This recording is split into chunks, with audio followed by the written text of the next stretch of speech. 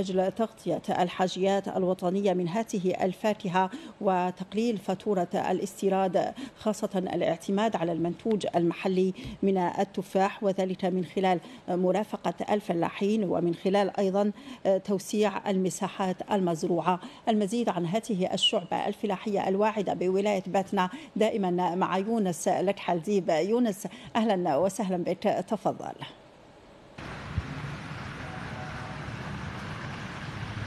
مساء الخير مشاهدينا متابعي وأوفياء القناة الإخبارية للتلفزيون الجزائري. إذا نتواصل معكم مساء اليوم من ولاية باتنا للحديث عن واحدة من الشعب الفلاحية الرائدة هنا بولاية باتنا، ألا وهي شعبة التفاح. هذه الزراعة التي حققت هذه السنة إنتاجا يفوق 1,400,000 قنطار من هذه المادة. لمزيد من التفاصيل حول الكمية وكذلك النوعية والجودة، أسعد باستضافة السيد مدير مصالح الفلاحية لولاية باتنا السيد مودع محمد علي. أهلا بك سيدي، هل لك أن تحدثنا أكثر عن هذه الشعبة، عن المساحات المزروعة وكذلك عن الكمية التي تم إنتاجها هذه السنة؟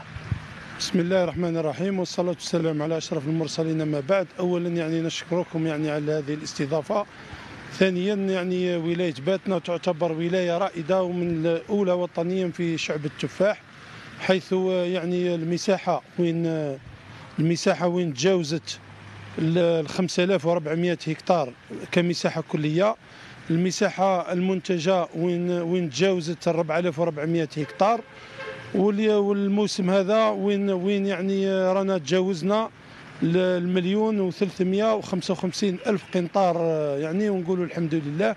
وهذا بفضل المجهودات اللي قدمتها، المجهودات والإمكانيات اللي سخرتها الدولة ممثلة في وزارة الفلاحة والتنمية الريفية، وأيضا المجهودات اللي قاموا بها منتجي هذه الشعبة.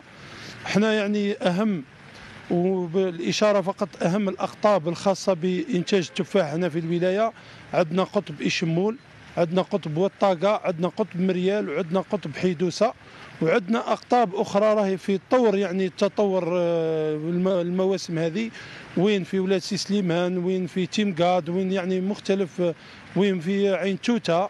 والحمد لله الأكيد أن ولاية باتنا كسلطات محلية ممثلة في مصالح سواء صنع الغاز أو مصالح الري ترافق هذه الأقطاب الجديدة من خلال توسيع المساحات، كذلك إيصال الكهرباء